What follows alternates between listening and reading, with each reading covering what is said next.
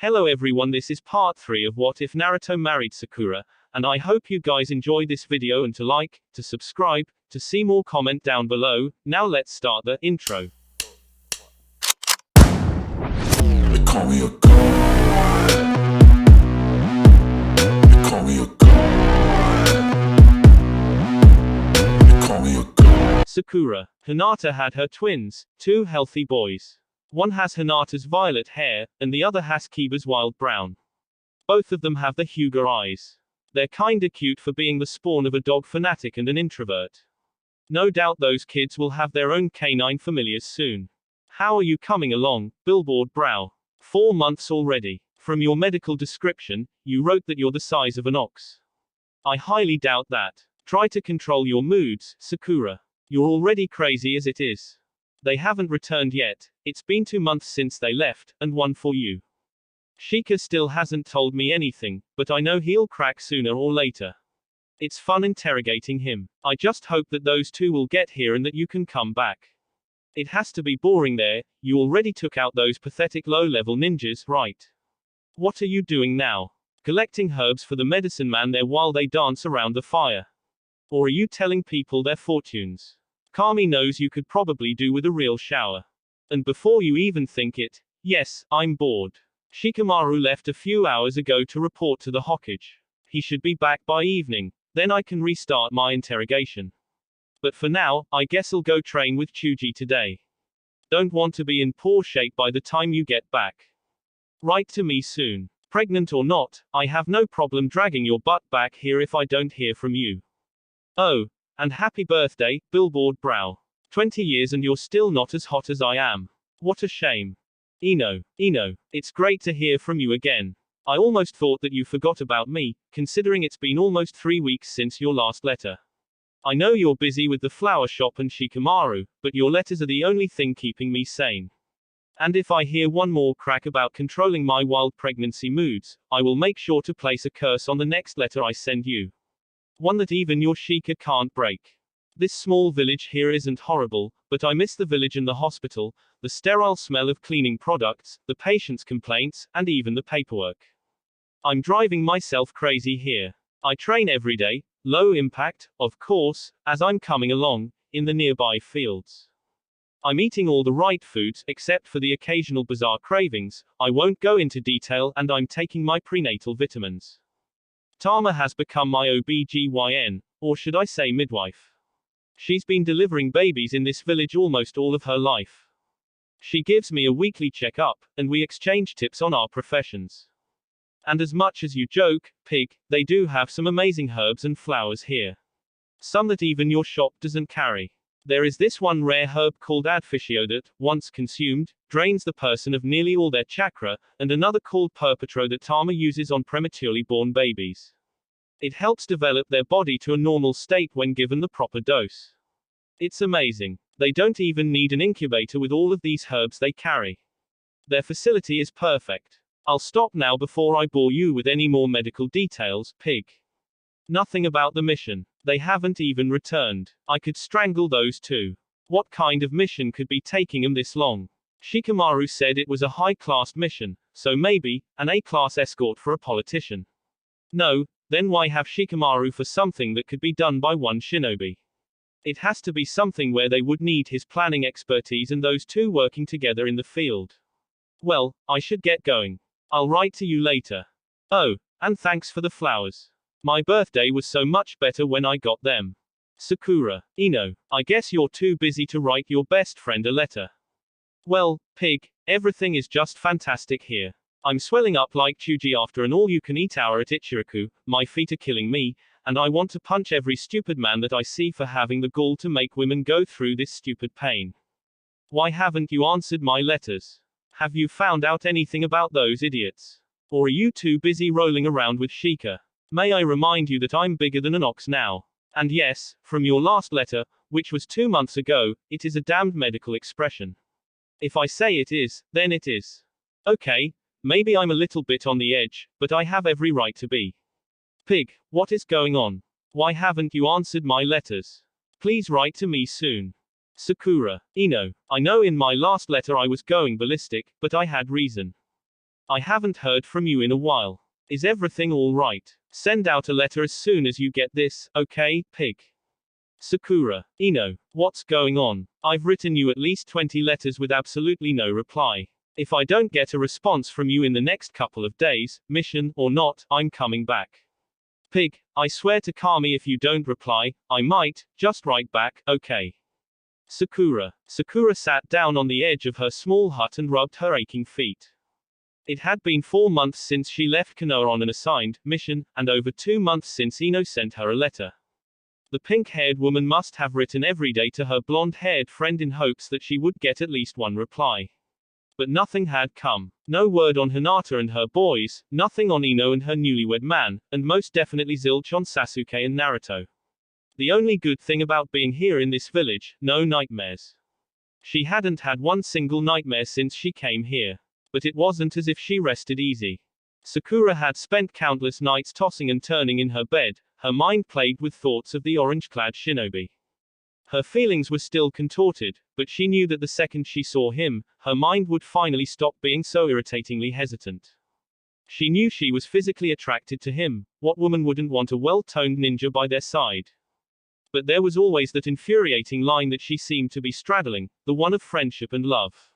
But the moment Ino's letters had become non-existent, Sakura had to put her heart on the back burner. Something was going on with that blonde Kunoiki, and it was only 2 days ago that Sakura had resolved to throw this ridiculous mission out of the window. She was going back to Konoha to see what the hell was going on. Sakura Nei-chan. A small boy of 8 came running to her and wrapped his thin arms around her legs. Nei-chan. Ah, Daisuke. Sakura's green eyes softened slightly. What's wrong? When Sakura had first come to Tama's small home, the little boy had become smitten with her. Her older friend had explained that he had lost his older sister to the rogue ninja a few months back, and the Kunoiki's eyes looked similar to the deceased girl's. It took only a day to wipe out those scumbags. Tsunade wasn't kidding when she said they were low level. A Genin-level shinobi could have slaughtered them. A letter just came for you. The little boy held up a small scroll that wasn't the usual size of Ino's letters, and Sakura felt her stomach drop. She took the letter and quickly unrolled it to read immediately. Sakura. Stay there. I'm coming. Ino. Sakura stared down at the quickly written note, completely dumbfounded. She was coming here. What could have happened? The Kunoiki's mind raced. Letters took 2 days to reach them. Ino might very well be here before nightfall if she left right after sending the letter. Sakura walked out of the small hut that had become her temporary home in the gypsy village. The community was small, roughly the size of the Konoha hospital. They lived in their wagons and smaller-sized huts like the one Sakura resided in. The village was minute but by no means poor. They chose to live this type of life because that was the way of their culture. Who knew how much money they made every week off of their exotic herbs, spices, and flowers? Nei-chan, are you okay? Daisuke asked. Sakura's eyes scanned the area, passing over the wagons, the hyperactive children, and the gardens filled with fruits, vegetables, herbs, and flowers. No, Ino. The southern forest was the most direct way here from Konoha, so she could meet her blonde friend there. Daisuke, I need to go take a walk. But promise me that we can play some shogi later. Yeah, okay, I'll see you then. She had to run fast, there was absolutely no time to waste. Ino didn't want anyone to know what she was really doing. She told Shikamaru that she would be going to stay the weekend at Hinata's to help her with the twins, and thankfully Hinata agreed to go along with the lie. The blonde Kunoiki just prayed to Kami that no one really questioned the poor woman. She had a hard time lying to her friends, but at least Ino knew Hinata would try her best. Only 2 more miles. She carried little, knowing that this mission required nothing but her person.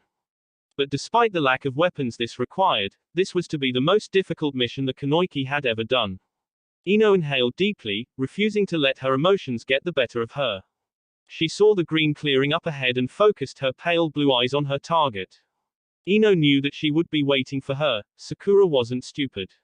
She only wished that what she had to do didn't end up destroying their friendship. Or Sakura. Sakura stood at the edge of the south forest, her ears and eyes opened wide. She could sense Ino was closing in, less than a mile away. Her heart clenched at the thought of finally seeing a familiar face. One that she hadn't seen in ages. Sakura looked down at herself, a sense of self-consciousness overcoming her. She wore her green amulet necklace given by Tama and a large white dress that did nothing to hide her blooming womb. She was 7 months along now, and it was becoming all too real to Sakura that there was a child in her. Even though Tama explained that she could tell whether it was a boy or a girl, Sakura decided that she didn't want to know until the birth. She would hope that Naruto would arrive in Konoha before she delivered and she could tell him that they were expecting. Then they could find out about their child together. She had planned it out so many times that it seemed like a memory instead of her imagination. Sakura would finally know how she felt about him. In just a couple of months, a baby would be born and no matter the outcome, that child would have a loving family. It would work out somehow. Billboard brow. Ino broke through the last part of the forest, and the Kunoichi's heart leapt. Sakura smiled as all of her anger, embarrassment, fear, worries, and those ridiculous emotions were thrown aside. She ran to her best friend and latched her arms around her. Ino pig, it's so good to see you, Sakura said. Ino took a few steps back and her eyes widened. Kami, Sakura, you were right. You are the size of an ox, maybe even bigger. Watch it, Nara, Sakura spat, her not so easily tamed anger flickered within her. I have no problem kicking your ass in this state. Yeah, Ino said. Sakura rested her hands on her stomach, an action that just came to her naturally now, and looked over her friend. Ino hadn't changed a bit. She looked a bit ragged and tired from her journey, but that was to be expected. It calmed the woman to know that nothing drastic had changed between the two. So tell me, why haven't you answered any of my letters? Suddenly the blonde's face changed entirely.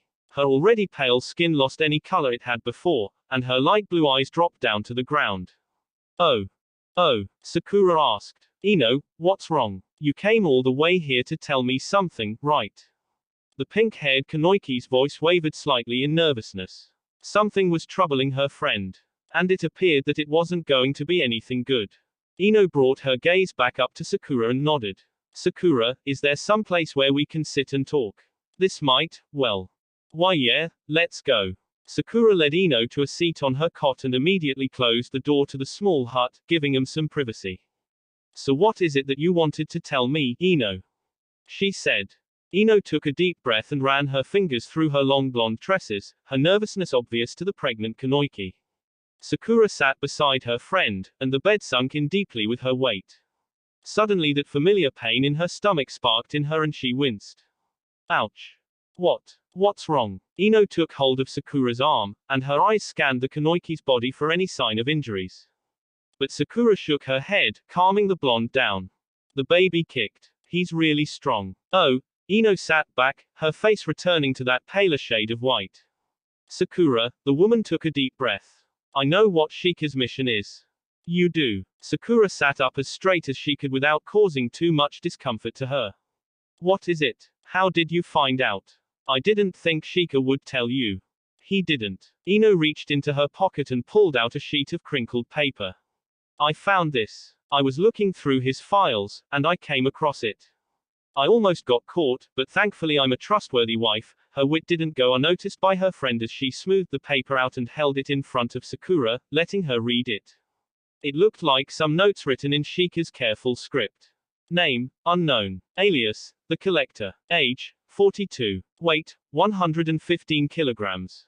Height, 165.1 centimeters. Unusual characteristics, likes to collect people. With interesting power types like the Sharingan or Shaman types. Special techniques, unknown. Shinobi group consists of 15-20 men as of last month. No. None of the shinobi seem to have any known powers, possibly. Casualties. Possible headquarters, River Country. West Fire Country. East Fire Country. Northeast Fire Country. Known hostages, Hitaki Kakashi. The collector, Sakura said. Apparently they're after this guy who has a growing group of rogue ninjas. Kakashi must have been kidnapped or something, and the Hokage sent those two in, using Shikamaru as an intelligence agent.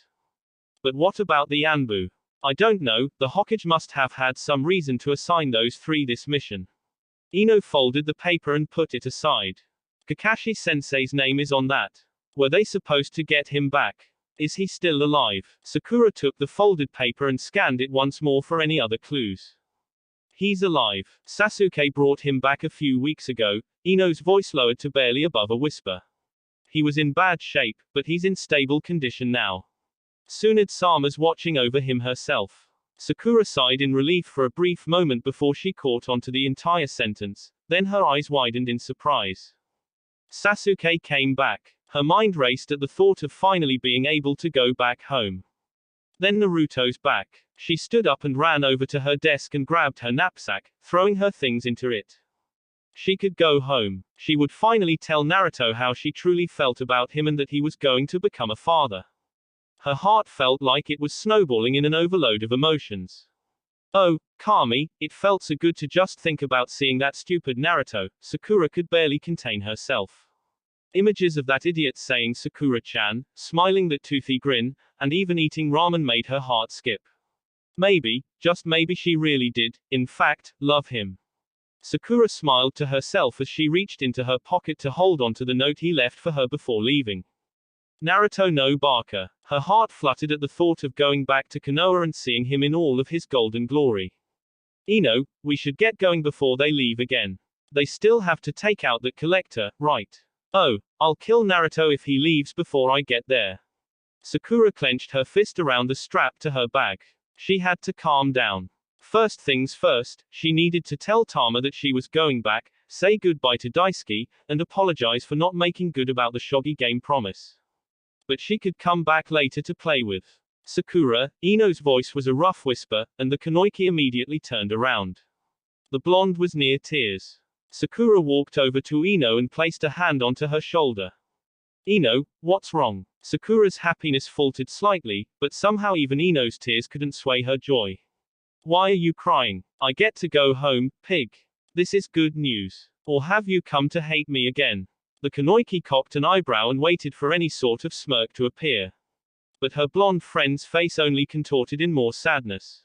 Suddenly Sakura's river of happiness started to dry out. Naruto's, Ino's eyes began to water. Sasuke. Sakura shook her head. What are you going on about, Ino pig? Sakura, you can't come back. Ino swallowed deeply and clenched her fists. It will. What? Sakura took a step back, her anger flaring. What do you mean I can't come back, pig? She tightened her hold on her bag, her knuckles turning even paler than Ino's face. Naruto, what about him? Sakura wanted to punch out every single tooth her friend held in that fat mouth of hers. How dare she say that she couldn't come home? After all those months of being alone in this unfamiliar place waiting to give birth to that idiot's child. How dare she?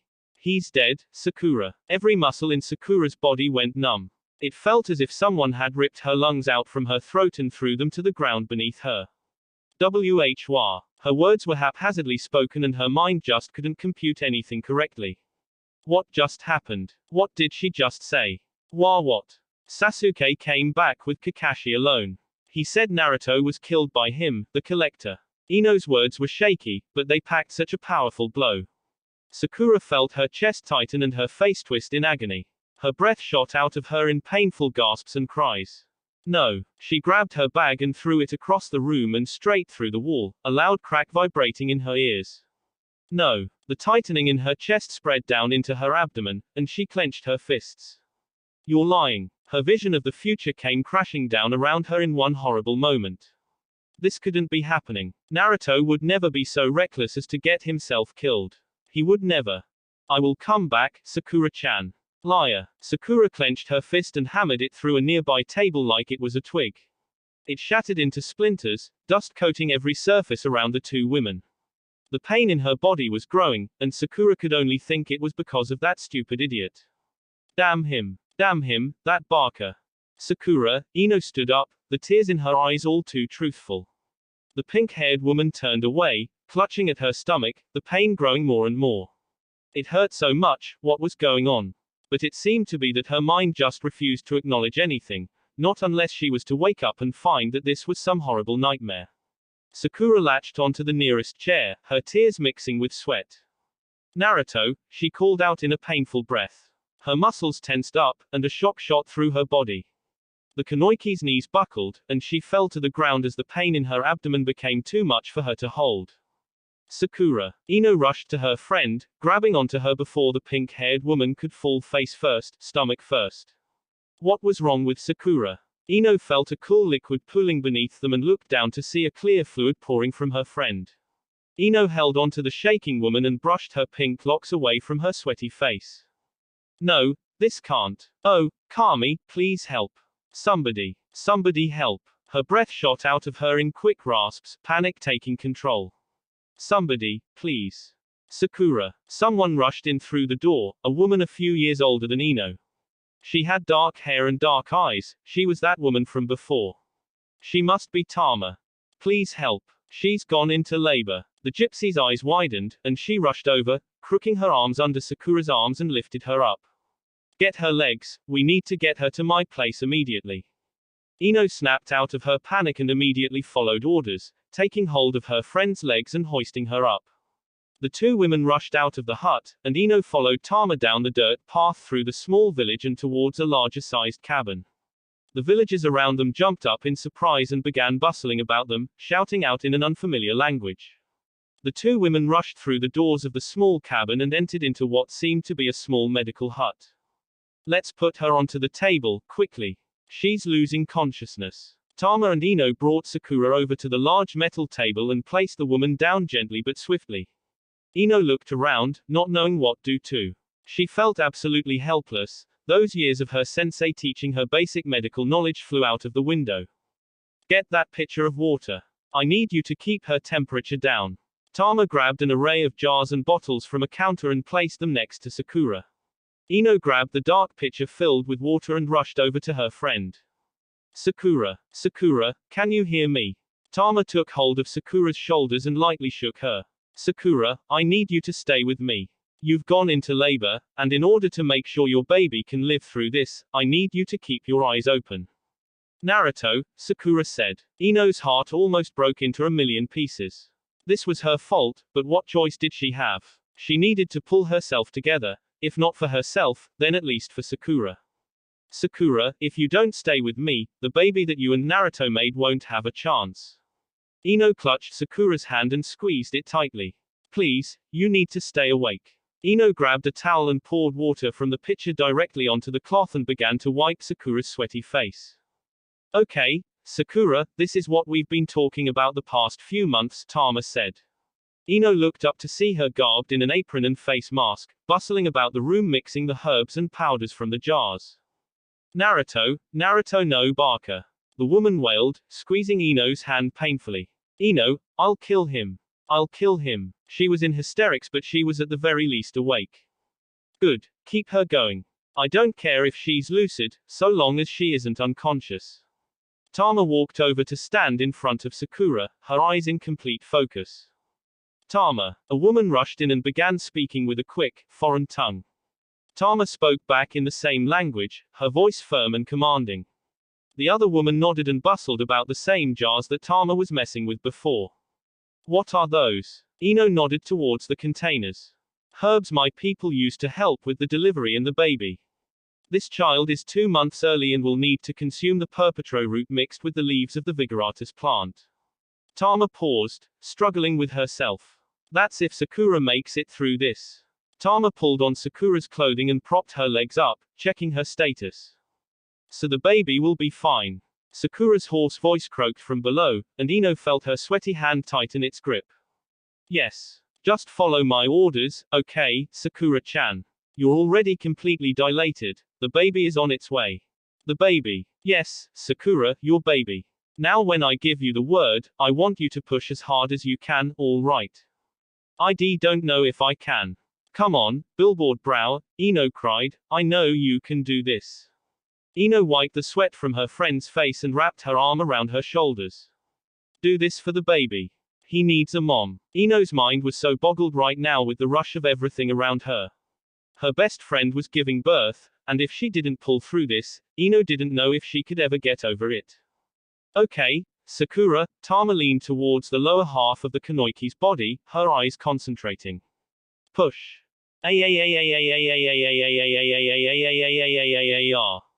Sakura was in the worst pain of her life. It felt as if she was trying to push a watermelon through her canal. Her thoughts were so distorted that she was amazed she could speak. But despite her blurred mind, she knew that if she didn't follow Tama's orders, she would lose her baby. Naruto's baby. Naruto. No, she couldn't think about it. She needed to shut down that area of her mind right now and close that part of her heart. Focus on the baby. She needed to just focus on the baby. Push. Push. The pain. I hate this. Damn him. WHHHHHHHYYYYYYY. Sakura's fury raged, mixing with her pain and loneliness. Push. Push. Push. I can see the head. You're doing great, Sakura-chan. I need a couple more big pushes. Tama said. Sakura took huge gulps of air and tightened her hold on Ino's hand. Ow. Billboard brow. Ino cried, but Sakura ignored her. Ino's grip was the only thing latching her to physical reality. The blonde would have to deal with it. Push.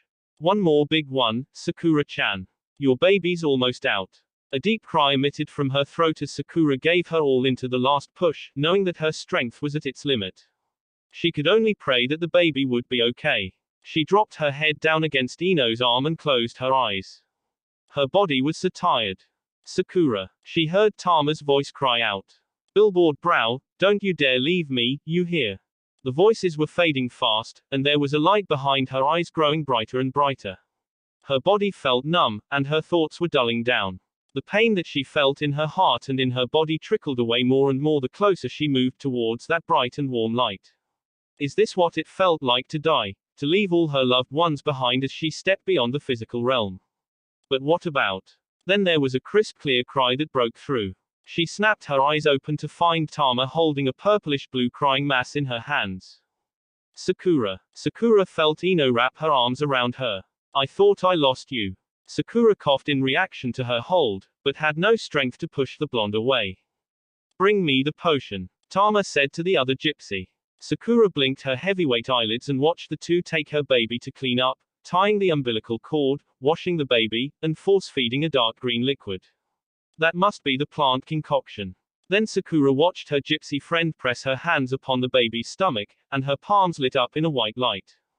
What the hell are you doing? Ino spoke the words before Sakura could get to them. I am speeding up the process of the potion. So what are you, some kind of magical medicine woman in this village?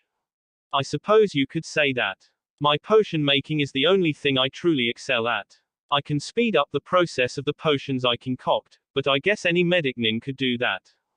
Is the baby going to be okay? Sakura asked. Her voice was barely above a whisper. She was so tired, it seemed as if she had been running for hours on end. Tama took a blanket from her helper and wrapped the baby up.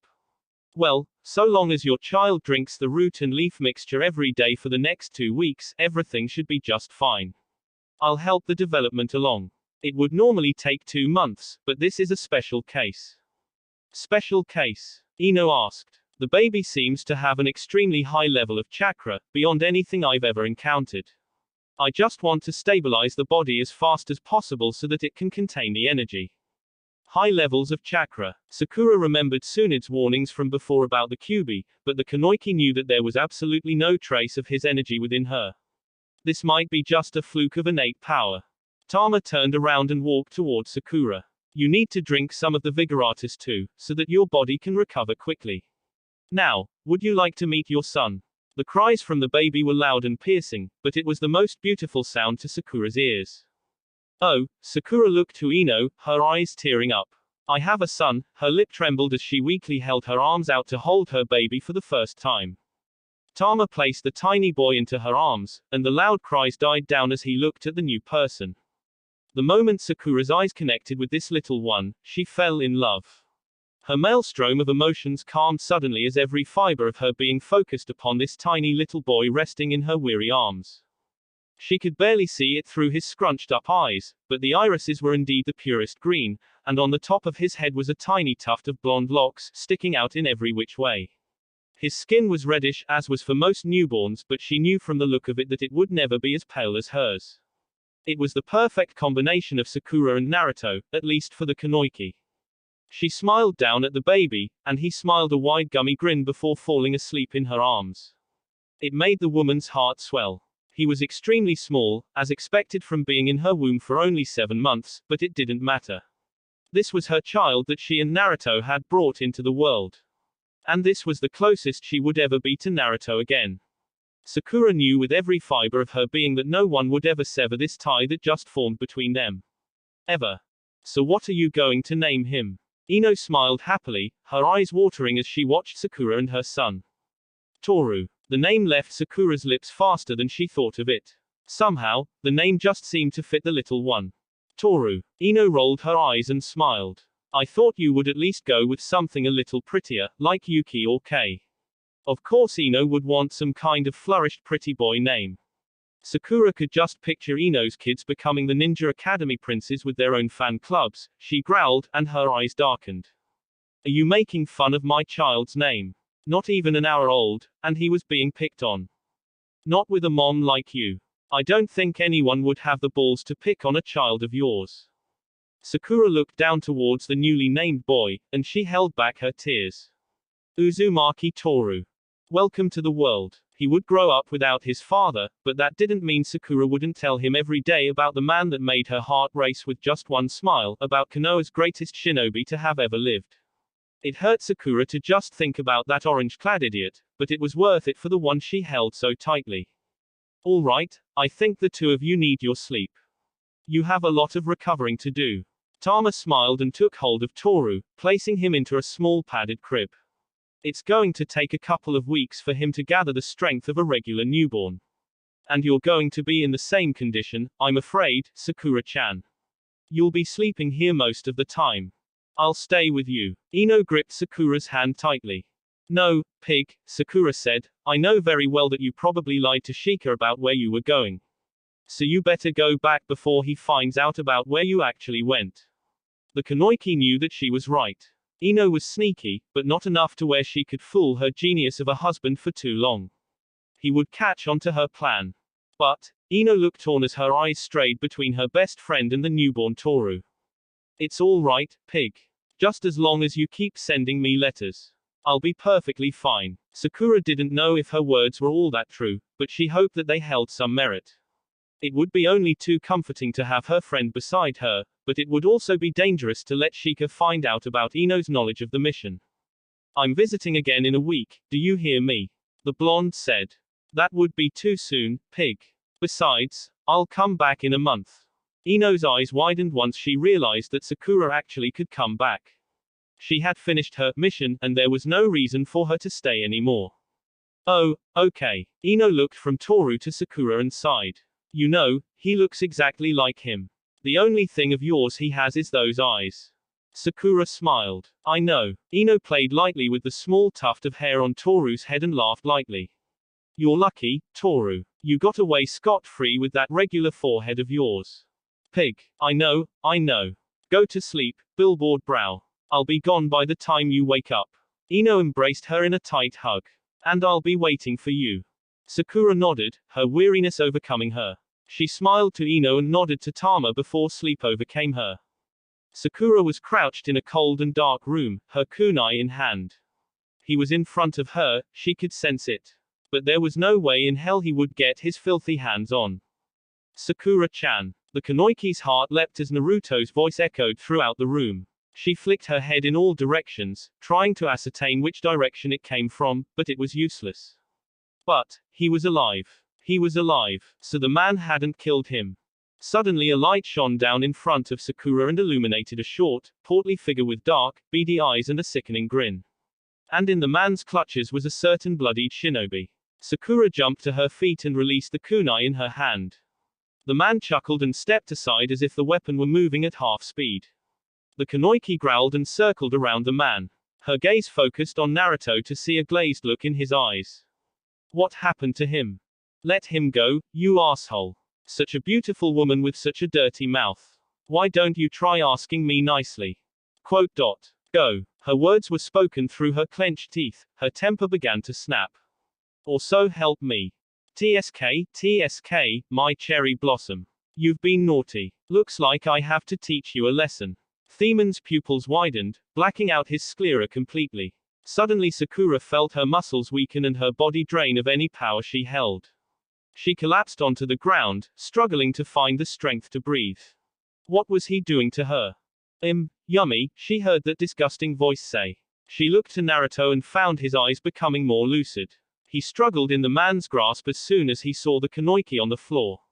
Sakura-chan. Sakura-chan. Naruto called out to her, but she was too drained to respond.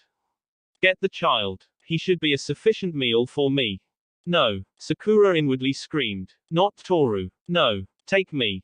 And kill the Jinchuriki. No. Sakura's eyes snapped open as she woke up in an all too familiar sheen of sweat.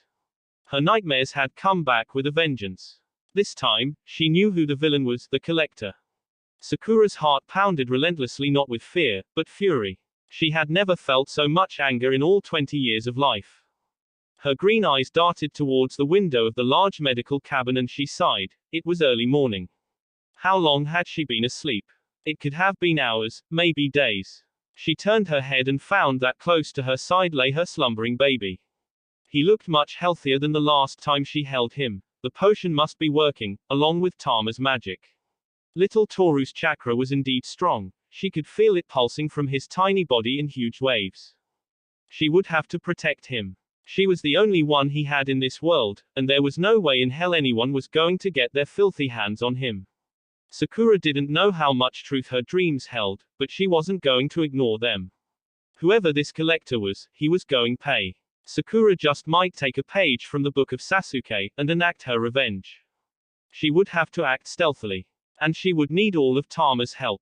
No matter how much her body ached, she was a shinobi and pain was nothing new to her. Sakura sat up and looked around the room and found Tama resting in a chair not too far from the mother and child. The kanoiki stretched her tense muscles and slowly forced her body to stand. Tama, she said, Tama, wake up. Sakura winced as her sore muscles stretched out. She took a few steps towards the gypsy and shook her awake. Tama, wake up. I need your help. The older woman groaned sleepily. Sakura-chan. She opened her eyes and blinked several times. Sakura took in gulps of air, her breathing labored. Tama, I need you to heal me with your potion as much as possible. The same with Toru. That was apparently the magical phrase to wake a gypsy up. Tama snapped up in her chair, her eyes wide. What's wrong? Sakura-chan, what is it? I'm going to take Toru to Konoha. But I'll be back, don't worry. Right now, I need you to heal both of us as much as you can. What are you trying to do? Tama stood up and looked into Sakura's lucid green eyes. The kanoiki was dead serious. I can't tell you, but please do as I say. This is important to me. Sakura, Tama said, I can't give you your complete strength back in just a matter of minutes. Tama handed Sakura a glass of a light green potion, and she gulped it down. Instantly her muscles relaxed and her body was filled with energy. Give us as much as you can. We only have until the afternoon. I don't have any time to waste. Sakura walked over to Toru and picked him up for the second time in her life. Just speed the process up and then give Toru however much potion he needs. An indent formed between Tama's concentrated eyes. You'll need to drink your part of the tonic twice a day. Toru needs to drink his every 4 hours. Understand? Perfect. The pink-haired woman smiled gratefully and nodded in response. Tama sighed and began to grab the needed supplies for the two. She collected several large bottles of the liquids and placed them into bags. Hopefully Sakura could find the strength to carry them back. Sakura-chan, Tama said as she continued to pack, when I was asleep, I dreamed about that blonde boy. Naruto, was it? Sakura held onto the still sleeping Toru and forced her mind not to delve too deep into thoughts about Naruto, but she nodded numbly. She looked to Tama to see the woman's eyes locked onto her. You are in love with him, no? Sakura's heart skipped and she bit her lower lip, trying furiously not to cry. She would turn her tears into fury. Tears into fury, she didn't answer Tama, but the gypsy continued on. He loves you. Loved me. He knows you are worried about him. Knew. Whatever you are doing, do it quickly. He needs your help. Stop it, Sakura said. He is going to die if you do not hurry. Stop it. He's already dead. Sakura's voice stirred Toru awake, and the baby began to cry. Sakura rubbed her hand soothingly across his back and began to sway back and forth. Her temper was flaring dangerously. Tama handed Sakura a bottle of the dark green potion made for the boy, and the kanoiki snatched it from the woman's hand. I do not know what you have heard, Sakura-chan, but he is alive. And he will need your help. Otherwise his future will shift into the dark. I thought your expertise was in potions, not fortune-telling, the Kunoichi said. Sakura turned around, not willing to look at Tama. How could she play with her like this? Toru was the only thing keeping her temper at bay and preventing the woman from killing the gypsy. She took a deep breath and fed the baby. The boy slowly stopped crying and looked up to Sakura, his emerald eyes as wide as saucers as he drank. He could sense something was wrong. It is normal for my people to see the future. Our dreams show us the many paths that we may choose. Then why are you seeing my future? Because it involves my death. Sakura's hand froze in motion on Toru's back. What? In a matter of days, a ninja group will come looking for me. Tama's eyes glazed over, and her face darkened. They will take me to their camp, and my life will end there. I have seen Naruto's path of life cross mine at that point. And yours crosses with his. Sakura pulled the bottle away from her child and began to put Toru down, but the baby started to fuss. Sakura picked him up once more and placed her hand against his back, rubbing soothing circles about his soft skin. Naruto was alive, but Tama was going to die. What the hell was going on? I know you're confused right now, but this is important.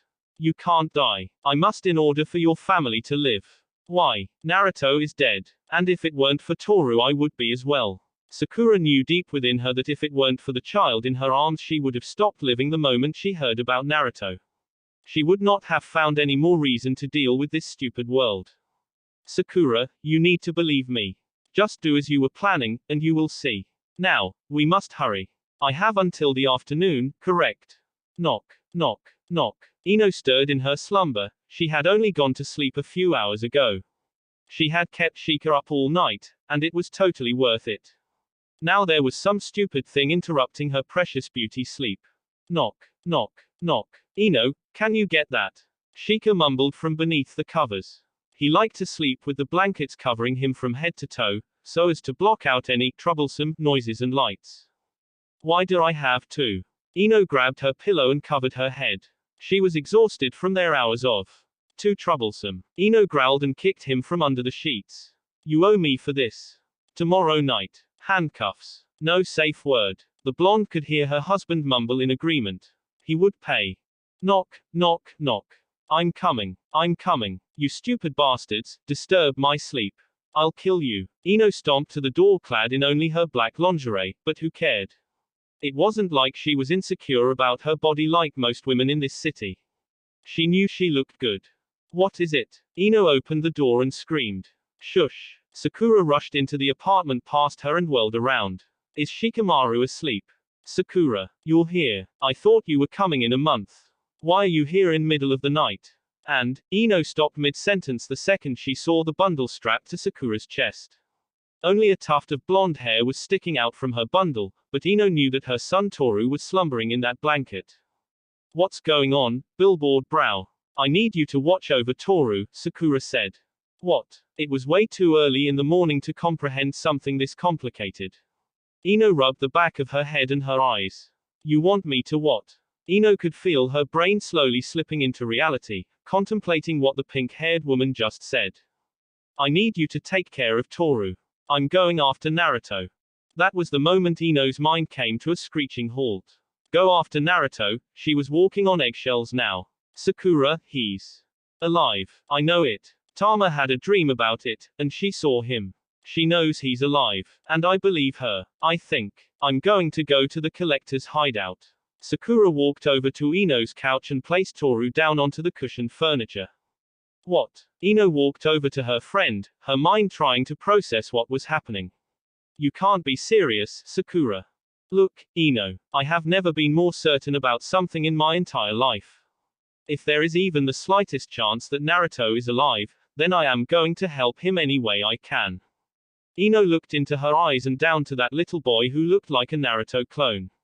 Sakura wasn't kidding. The blonde Kunoichi sat down next to the baby and sighed. How am I going to explain this to Shikamaru? Ino. Sakura cried and wrapped her arms around her in a vice-like grip. Ino smiled lightly, but inside she was somber, not knowing what was going on in that woman's mind. Naruto alive. It couldn't be possible. But there wasn't anything that Nara Ino wouldn't do for her friend. Sakura pulled away from Ino and handed the blonde a large bag. I need you to feed him the potion every 4 hours for the next week. Sakura paused in thought, struggling with her next sentence. If I don't come back. Sakura. Ino jumped up and wrapped her arms around her. Baka. Don't ever say that. Ino inhaled deeply. You're going to help Naruto, bring him back, and become one big happy family. Do you hear me? She was not only trying to convince the pink-haired Kunoichi, but herself as well. She could only pray that Sakura was right. And that Naruto was in fact, alive. Ino paced the room, her hands running through her fabulous, long, blonde hair. Though her locks remained chic, she didn't feel all that fabulous right now. Yes, Toru was fast asleep, but it was only a matter of time until Shika would come in and find an infant in their apartment. And with his insane genius ways, he would figure out what was going on. Sakura had left not too long ago, but hopefully she would be far enough so that Shika couldn't trace her. Ino paced the room, and suddenly that stupid floorboard next to the couch creaked again. She told Shika to fix the damn thing before she moved in. But no, it was too troublesome. In no time at all she heard the slight moaning and fussing rising from the infant boy. Damn it, Ino rushed to the baby, picking him up and rocking back and forth. Shush, Toru. Ino's here, the blonde felt so awkward holding a child. It just wasn't in her nature. She was used to holding older boys, well, men, and not the infants. But she would do all she could to help her friend. But damn, did Sakura owe her big spa day? No, spa week, big. Ino rocked back and forth, lost in the reverie of glorious spa days. And soon, Toru lulled back to sleep. Ino, damn it. And the boy snapped right back into consciousness, crying due to the sudden interruption of his slumber. Ino looked over towards Shika and watched his sleepy eyes snap open at the sight of a child in his wife's arms. The man sighed. What is it now? Oh yeah, Sakura owed Ino big time. Sakura sped down the street towards her apartment, knowing that if she were to pause even for a moment, she would be spotted. No one was to know that she had come, save for Ino and Shikamaru. And although Shika would eventually know that her son was staying with them for a short time, he would not know the true reason as to why, if Ino stuck to the plan. All that mattered was that Toru was in good hands, and Sakura knew that if anything were to happen, no. She needed to keep her thoughts positive. Sakura closed in on her apartment, and her eyes scanned the area for any signs of movement. There were a few stray drunkards stumbling their way home, but they would pay the Kunoichi no mind. Sakura swiftly made her way into her apartment and snatched up all of her weapons and scrolls and changed into her proper Junin gear. Although it was somewhat of a tight fit, considering she still had the pounds gained from her pregnancy, it didn't cause any discomfort. She knew that once she gained her regular energy back, with the help of the Vigoratus potion, she would be able to burn away any fat she had accumulated. Tama told her that it would at the very least be 3 days before she could ease off of the drink and maintain her regular training. The Kunoichi was in awe about how much her body was healed by the gypsy's talented potion and magic. She could feel her chakra returning to its normal state little by little, and it was comforting to the medic Nin. She felt naked without her usual thrum of green chakra in reserves. And the way Tama took care of Toru was only more comforting to her. Sakura could have sworn that the little boy's body lengthened by at least 3 inches. He looked much better, and his skin was developing that healthy golden tone similar to Naruto's. The pink-haired woman strapped her equipment down and winced slightly as her muscles tensed in protest to the weight, but she ignored it. There was going to be much more pain from the looks of this mission ahead of her.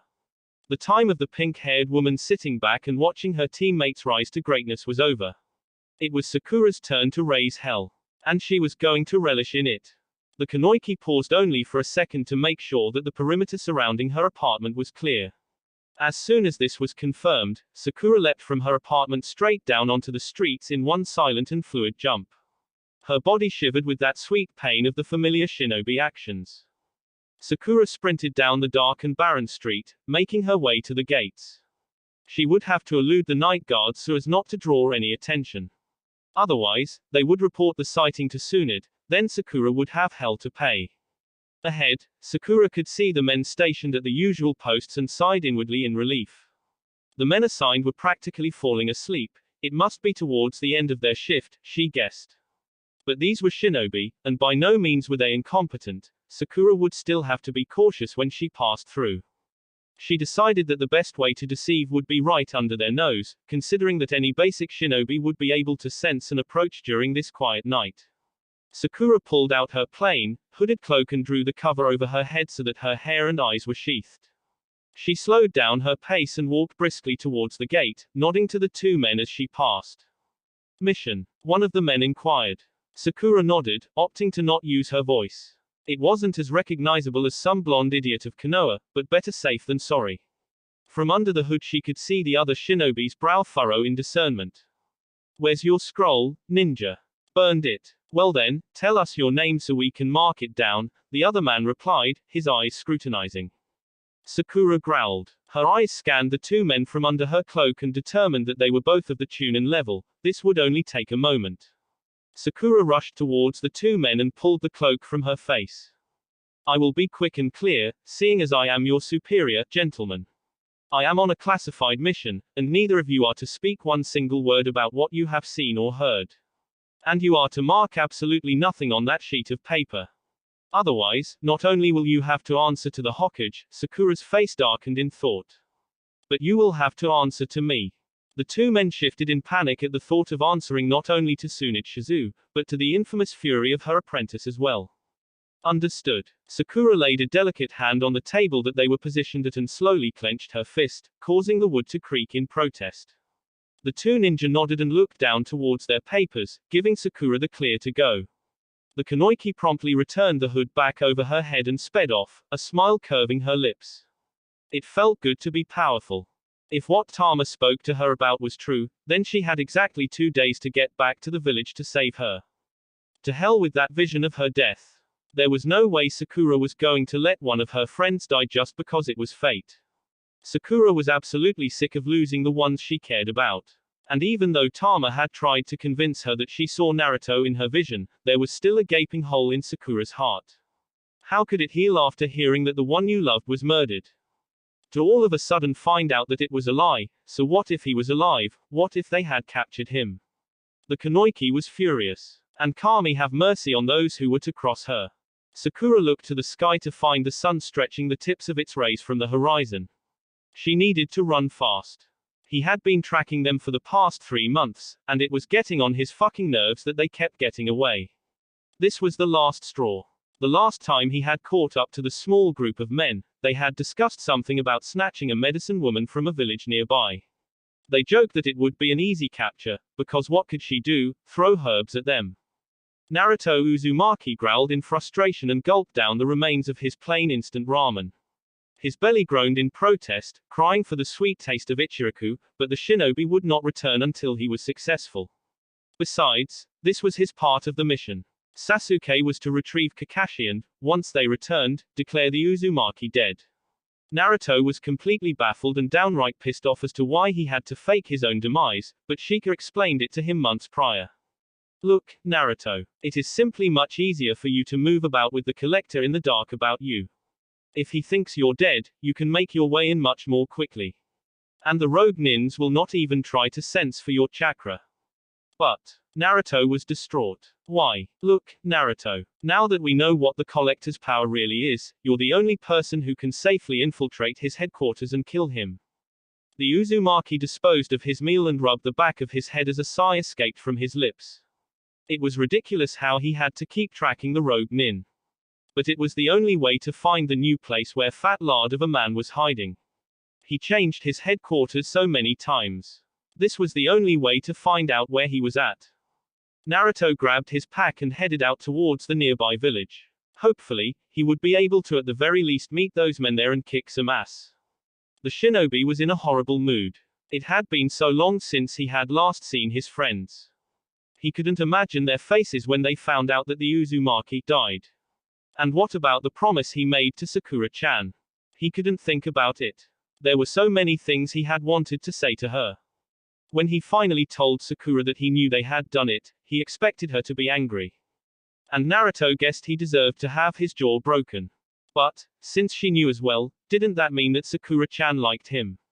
At the very least, didn't find him repulsive. And to have that beautiful woman think him dead broke his heart. She was the one he worried about the most. Because even if she didn't love him the way he loved her, he knew that they were best friends. And she would cry if she were to lose any one of her comrades. Just to imagine those perfect green eyes that Naruto had memorized so long ago filled with tears drove him insane. The Uzumaki decided that the collector was going to die by sunset. No matter what, he was going to see Sakura-chan. Sakura was closing in on the village, but she knew she would have to stop soon to replenish her energy. She only had 2 bottles left of the potion, and true to Tama's word, it was getting easier to move about. Sakura gulped down her second to last bottle and felt the concoction do its magic. Her chakra slowly thrummed with life once more, and she sped the remaining lengths to the village. She sighed in relief, there hadn't been an attack yet. But that only meant they were coming soon. The Kunoichi rushed among the homes and burst through Tama's door to find the woman sitting calmly at her table. Tama, Sakura, what are you doing here? You should be on your way to the lair. Naruto will. Right now, you are my charge. I am going to protect you. Once we meet up with that idiot, I'll deal with him. But this can't, I did not see this happening. Tama stood up and rushed to Sakura, pushing her away. You could die here, Sakura. Naruto might die. For a fleeting moment the Kunoichi's heart clenched in pain with the thought of losing Naruto again, if he was in fact alive. It's a chance I have to take. Right now you are the one that is in danger. And I will do all that I can to protect you. Sakura took off her pack and began sifting through it. She pulled out several assorted weapons and began to strap them to her body. In your vision, was anyone else in the village hurt? I told the villagers to leave. They're not to return until nightfall. Tama said. The pink-haired woman didn't understand it. How could the villagers not fight for one of their own? Sakura would never sit back idly while one of her friends was kidnapped. Do you know which way they are coming from? Sakura wanted to get as much info as she could. Despite how insane this was, and even if this might be some complete fluke, Sakura couldn't chance having her friend killed. Not when there was something the Kunoichi could do about it. Maybe she could set up some triggering scrolls so that if someone were to breach the village border, but the village was so small that she would be able to tell if anyone were to sneak in. Tama closed her eyes, her brow furrowing in discernment. I think near. Sakura gasped and jumped up. Faintly in the canal of her ears she detected the smallest muffled scream coming from not too far. It was a distinct voice she had learned well over the past few months. The Kunoichi ran to the door but came to a screeching halt. Sakura, what is it? How could she not have sensed them? They're here. But this was impossible. Tama said that all the villagers were gone. How did he get caught? Tama, do you know how to use a weapon? Slightly, she said. Slightly might save your life.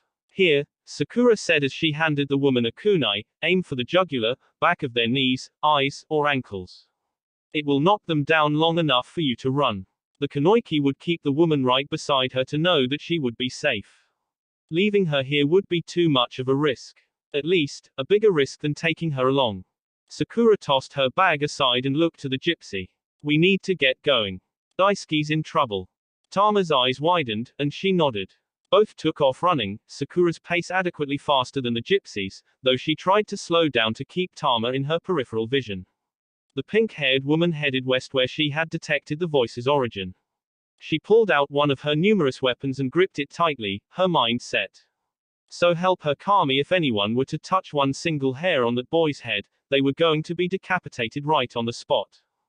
Then Sakura's senses flared. There were about 5 men, maybe 6. She couldn't get an accurate count, her ears were whistling with the wind from her running pace.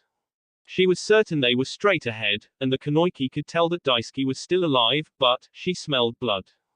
Those bastards. Sakura growled and picked up her pace, darting between the huts and wagons and finally stopping in the herb and vegetable garden near the edge of the western wood. She was right, there were 6 men. They looked strong, however only a few of them seemed to be at her level. But Sakura had learned long ago that underestimating your enemy could cost you your life. She heard Tama's shaky breath come from behind her and felt apprehensive. Should she have left Tama behind? But she couldn't have risked leaving the woman alone. What if there were others? Onee-chan. Daisuke screamed from one of the stronger men's clutches. The shinobi laughed and tightened his grip on the young boy's arms, resulting in the poor one screaming in pain. It's all right, Daisuke. I'm here. Sakura's eyes scanned the men carefully, analyzing the situation. Tama wasn't likely to be a great help in this, so Sakura would have to wipe out the weaker men as fast as possible. But by the time she wiped those men out, Daisuke's neck could be snapped in two. Sakura looked at the struggling little boy. She was going to have to take the chance. Well, look here, Haruka, a pinky. Those irritating words came from one of the men on her left. In all of her life, if there was ever a word that completely snapped Sakura's fury, it was pinky. Her eyes landed squarely on the man who spoke. It was one of the weaker men. His chakra looked non-existent from where she stood. She would have to act fast. Sakura's hand flicked lightning fast as she shot her weapon towards the man. He went down the moment the kunai connected with his throat. How pathetic. The man didn't even make a move to dodge her attack. She looked to the other men, and most of them shifted in their positions. They obviously didn't expect any retaliation from this village. Sakura might have taken that one man down in a quick rush, but she expected the others would not be the same. I see we have a feisty ninja here. The man holding Daisuke laughed, not even perturbed that one of his men was just taken down. Kei, Ryu, he called out. Yes, Haruka-sama, the men said, answering in unison. You two told me that there were no shinobi in this village. In fact, you said that there was nothing to worry about. The men didn't respond to their leader. Look at her, Haruka's eyes darkened. Does she look like nothing to you? The man picked up Daisuke like he was a twig and threw him across the garden. No, Tama screamed. Sakura sprinted across the patches of vegetables and herbs, her eyes never leaving Daisuke. She leapt the last few lengths, her arms wrapping around the young one just before his body made contact with the hard-packed earth. Her muscles cried out from masseuse, but she ignored them. This was not the time to dawdle. She stood up and ran to Tama, handing Daisuke to the gypsy. A low chuckle rumbled from the shinobi. Damn, he was testing her to see just how fast she could run. You see what you've done. Haruka looked towards the two men, and they shifted uncomfortably. You let them take away my toy. And in one fluid movement, the man pulled out a dagger and slit their throats. 3 men were remaining. Haruka, let me play with the pink one. No, Ichiro. You and Goru need to get that medicine woman. And kill the boy, we don't want any witnesses. Haruka's dark eyes flickered towards Sakura. I'll take care of the Kanoiki. He pulled out another dagger, a complement to the other he had used to kill his comrades. He twirled them effortlessly in his hands and smirked. Ready to play. The other 2 ninja made their way around Sakura and sprinted for the 2 gypsies. Don't you dare touch them. Sakura leapt from her spot and landed squarely in front of Tama and Daisuke, her hands armed with kunai. The men stopped in their tracks, but neither of them looked worried or even annoyed.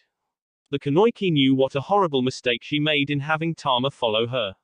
If she had left her behind, she could have at the very least wiped these men out without having to worry about Tama in the background.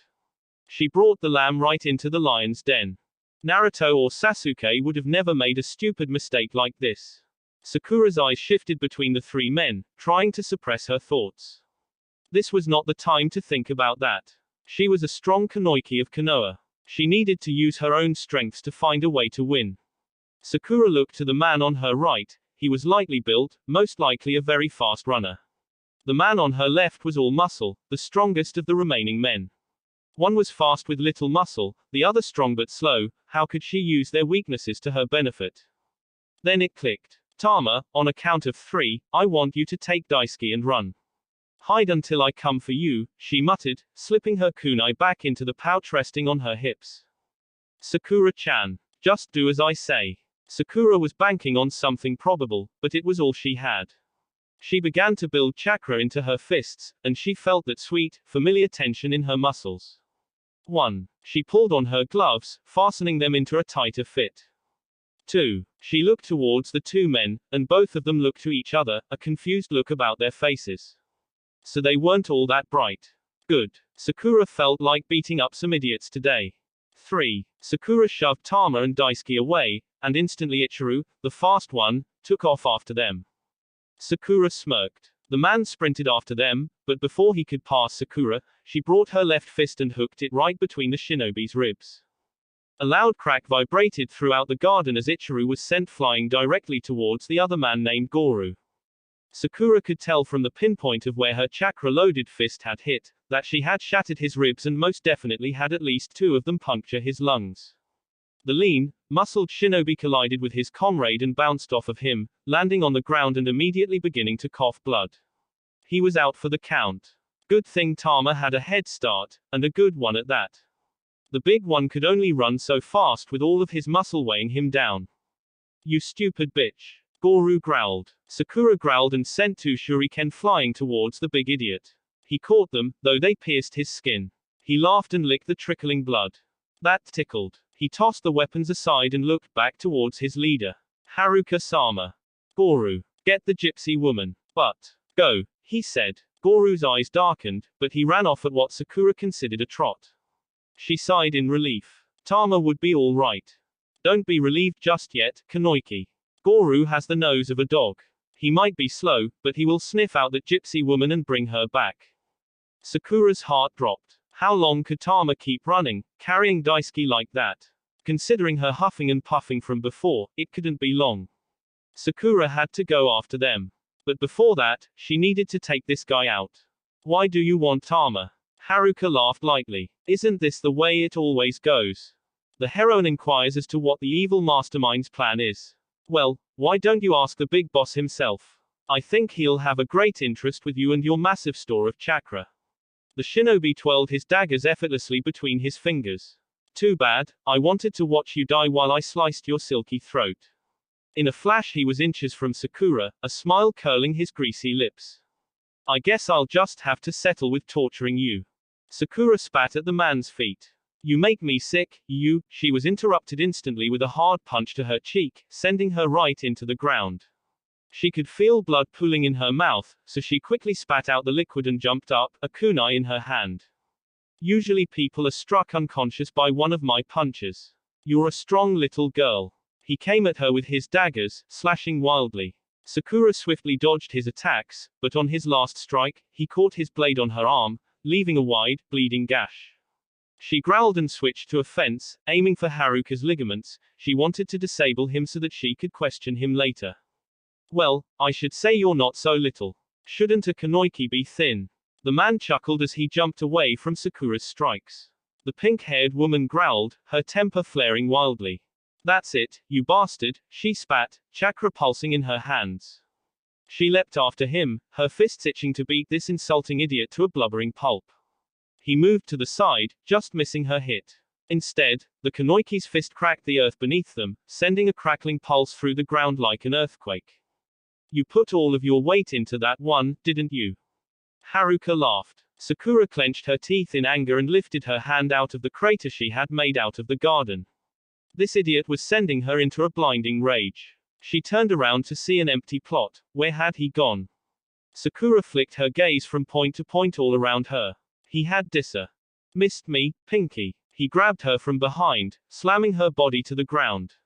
The shinobi wasted no time in grabbing her wrists and squeezed them almost to the point of snapping her hands off. The air shot out of her lungs, and she gasped, choking. I'm sure the boss wouldn't mind if I played with you a little bit. The rogue nin's dark eyes scanned her body hungrily, and he grinned. Besides, Goru isn't back with that bitch yet. He took his dagger and sliced it right through Sakura's Junin top. The Kanoiki brought her leg up in a swift kick to the man's groin but was stopped mid-motion by Haruka's hand. She began to build the chakra in her other leg to kick this man's genitals back into his body. Play nice, Pinky. His eyes drew down towards the Kanoiki's chest and sparkled. A black bra. Well, that could only mean you wanted someone to see something this delicious. He pinned his leg down on her, and his lecherous hand reached for her chest. Now, Sakura pulled her chakra-powered leg up and connected it with the man's groin. Haruka cried out in pain, releasing the pink-haired woman's hands to cup his manhood. Sakura grabbed a kunai that she had strapped to her leg and stabbed the pervert in his stomach. He screamed and rolled to his side, crouching in a fetal position. Sakura yanked out her kunai and rammed it into his leg. Ah, you stupid bitch. Sakura looked at the bleeding shinobi. I missed. She held her blade right above the man's groin. Maybe one more try. No, please, I'll tell you anything you want. The pathetic man gripped tightly onto his manhood, his once menacing eyes now filled with panic.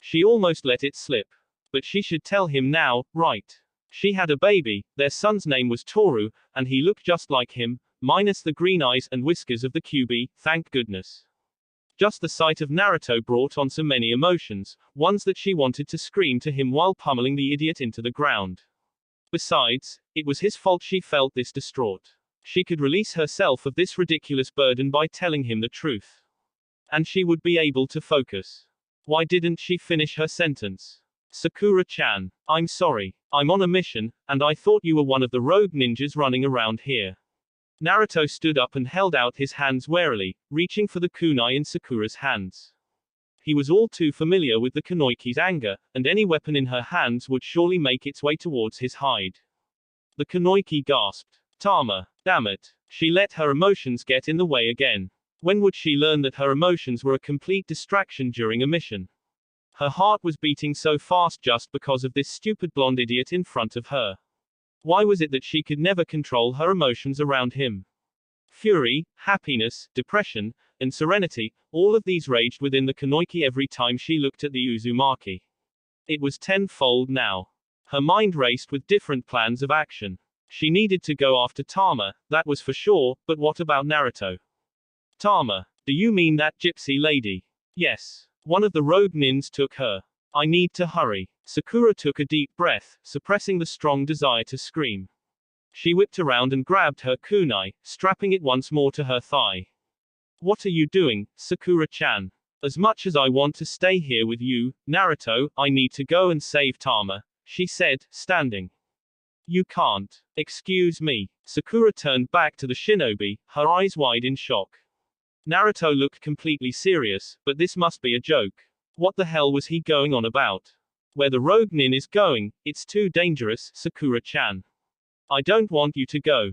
His eyes dropped down, unwilling to make eye contact with the woman. Sakura growled and clenched her fists. She was almost thankful that her anger was winning out over her urge to cry. You know what, Naruto? I am sick of being told that I cannot do something just because it's dangerous. If I was so worried about being hurt, I would have never entered the Ninja Academy. And may I remind you, I am a fucking adult. I can make my own damned decisions. Now if you don't mind, I am going to save my friend. With that, Sakura leapt from the ground and took off after the fading trail of Goru and Tama. Damn that stupid barker to hell. She focused her eyes on the ground and widened her nostrils to the tracks. Thankfully the trail was still there, but now they were farther ahead. In a good 20 minutes, they could very well be at the destination. Sakura growled and cursed the blonde idiot for running into her. She was so relieved that he was alive, but so angry that he didn't tell her a thing. What a hypocrite Sakura was. Sakura-chan, wait. The pink-haired ninja focused her emerald eyes intensely upon the tracks and nothing else. She did not need any distractions right now. And Naruto was most definitely a distraction of massive proportions. Sakura-chan, you don't know what you're going up against, he said, keeping the quick pace of the Kunoichi. Let me see, the collector, a sick, perverted fat man who likes to collect people with special capabilities. Has around 16 men in his ranks, and was the one who kidnapped Kakashi-sensei. Sakura still refused to look at him. She picked up her pace since they were closing in on wherever Goru was taking Tama. His trail ended up ahead. How did you know that? Well, that's not all, Sakura-chan, he said.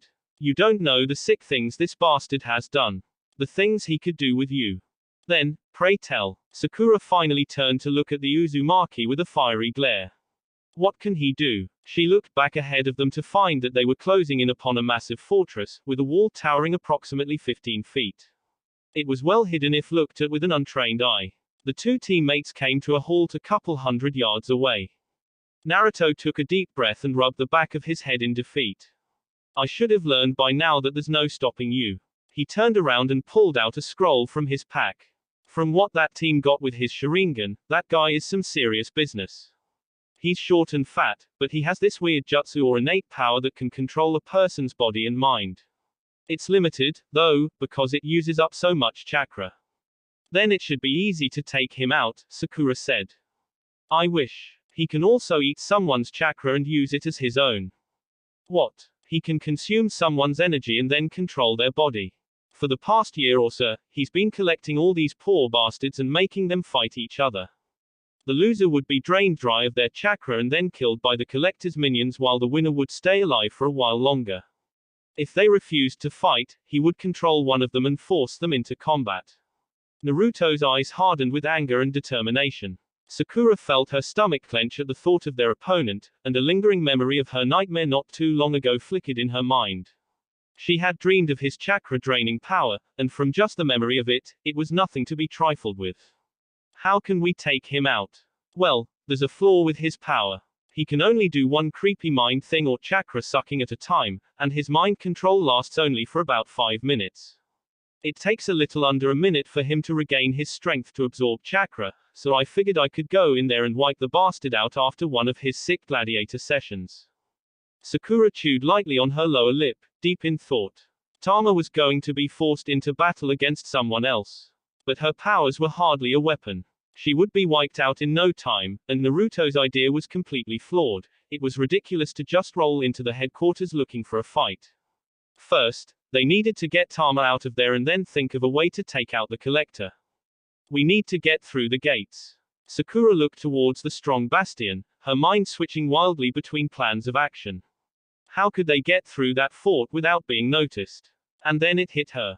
Henge no jutsu, she said proudly. About damn time she contributed something this brilliant. Simple, but brilliant. What? Naruto was a complete idiot sometimes. Okay. Most of the time, all right, all of the time. Barker. She swatted him upside the head. I said Henge no jutsu, the transformation technique. We had to perform it in the academy during our tests. Sakura rolled her eyes at the blonde shinobi's forgetfulness. We can disguise ourselves as their men and sneak in. It was a long shot, but it was infinitely better than blatantly running in to kick some ass, like Naruto had previously planned. With this, they could infiltrate the headquarters safely, retrieve Tama, and destroy the enemy. And return alive. Maybe. Sakura turned to look at the headquarters and then back to Naruto. Despite her internal screaming of having control over her emotions, her heart raced and her stomach jumped with just the sight of the Uzumaki. She wouldn't cry, not with the gravity of this mission hanging over her head. But she knew there was an obvious percentage of danger involved with this, and no amount of planning could be flawless. Sakura's green eyes softened as she looked on towards those striking blue irises. She took his hand into hers. She didn't know if it seemed affectionate, but it quickened her pulse nonetheless. Naruto, she said, inhaling deeply. She would no longer hesitate with telling him what she wanted to say. She would learn from the past. If we aren't able to. Sakura-chan, don't. His hand tightened around hers. Don't enter this thinking we're not coming back. We're going to kick this guy's ass, save Tama, and then go back to Konoha and eat some Ichiraku ramen, okay? His eyes sharpened, and the Kunoichi could feel his determination pass through between them. This wonderful idiot was hope incarnate. Do you know who you're going to pose as? Yeah, he said. Okay, let's do this, she said as she let go of his warm hand. Naruto was right. If she went into this mission thinking that they weren't going to come out of it alive, then there was no hope for them at all. Both of them stood up straight, their eyes never leaving each other as they began to form the hand signals in complete synchronization.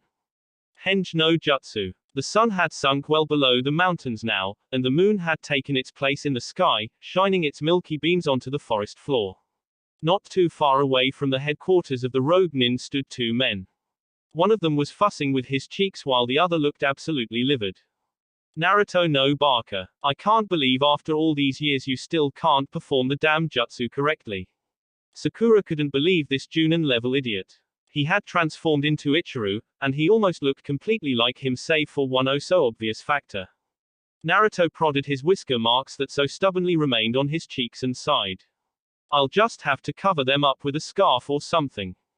Sakura growled and tossed the man a thick red scarf from her bag. The Uzumaki took the scarf and clumsily wrapped it around his neck. The marks were still visible. Come here. Sakura took a few steps closer towards the shinobi and fixed the scarf so that it covered most of his face, save for his eyes. It almost seemed like an insult to the woman that his normally electric blue eyes were replaced with the dark, muddy brown of Ichiru's. Sakura pulled tightly on the red cloth, making sure it was secure. Her fingers lightly grazed his cheeks, and she felt jolts of energy shoot through her body in excitement. Her skin prickled with the warmth of his chakra pulsing in waves off of his body. It felt so comforting and familiar to her, like home. Sakura, Naruto's voice was low, and it stirred something primal within the Kunoichi. No, not now. You have to call me Haruka-sama, remember? Sakura stepped away almost too quickly. She tugged on the unfamiliar clothes before picking up her knapsack. That was close. The Uzumaki nodded. Sakura took one more look at the shinobi before they took off towards the fort. They slowed their pace down a few hundred feet from the wall. The men positioned on top looked rugged and worn with scars. They looked down towards the two but said nothing. Naruto spoke first. Let us in. What's the password, Ichiru? One of the men glared. Naruto looked to Sakura, his face scrunched up in confusion. Shit. Sakura didn't think about a password to enter the headquarters. There wasn't time to deal with something as trivial as some ridiculous password. Just open the fucking gates, or I'll have to bash your heads in. The words were out of the Kunoichi's mouth before she could think it through. Both of the guards looked stunned for a moment. Naruto looked over to Sakura apprehensively, and the Kunoichi couldn't blame him. She might have just blown their cover. Until one of the men began to laugh heartily. Yup, that's Haruka for you. Open the gates, Kaito. I don't want to be on the receiving end of that bastard's beatings. The other man complied, and slowly the thick gate swung open. Sakura inwardly sighed in relief. Her outburst had been characteristic of that asshole. Good. Now they needed to get through and find Tama. Sakura nudged Naruto slightly, and they made their way into the headquarters. From what they could see with the light given by the moon, there were a dozen or so small bungalows plotted out into two rows with one main building centered all the way down the path. It was basic, which wasn't all that surprising considering they moved to different locations often. Sakura spoke under her breath, knowing that Naruto could hear her. Can you sense anything? No, can you? The Kunoichi opened her ears wide, listening for any trace of Tama's voice. She growled. No. She raced over to the nearest building, slowing down before she reached the door. She could smell food and hear lots of voices. Cafeteria. She would need to avoid as many people as possible. Haruka-sama, come here. Naruto called her over. He was several bungalows away, but his voice reached her ear. She raced over once she made sure the coast was clear. Despite the disguise, there was no point in drawing attention to themselves. She reached her teammate and listened into the building. There were no voices coming from behind the door, but she could smell something familiar. It was that shoe polish smell that Shinobi knew so well. Trinitrotoluene. This must be their armory storage. Sakura looked at the building and memorized its coordinates. This would only be too helpful in a bad situation.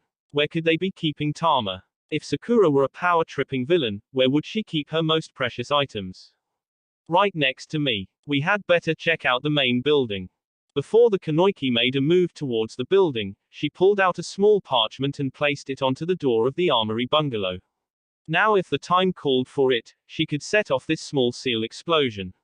Sakura nodded to Naruto and began to make her way over to the building. They took only a few steps when the Uzumaki snatched out and grabbed Sakura's hand. A cold feeling suddenly shot through her body. The two teammates whipped around, their weapons drawn in an instant. Why, hello, Ichiru, the real Haruka said, laughing, and hello, me. So nice to see a handsome face. Behind him stood Goru, the big shinobi had a sick smile plastered onto his face. That one smells like honey and cherry blossoms. Just like the pretty Kunoichi. Really, I'm surprised. And who is this you have with you? Haruka looked over to his comrade. Goru. Care to take a whiff? Sakura stepped in front of Naruto, her mind coming to a complete halt as her plans came crashing down around her. Of course that shinobi would remember her scent. But how the hell did Haruka haul his incapacitated ass back here? The large shinobi didn't take one step, but his nostrils flared wildly. A smile came across his face, illuminating his psychotic-looking eyes. Jinchuriki. And now they knew Naruto was alive. Shit. That will be it for this video. If you want more, comment down below, like, subscribe. And see you guys later.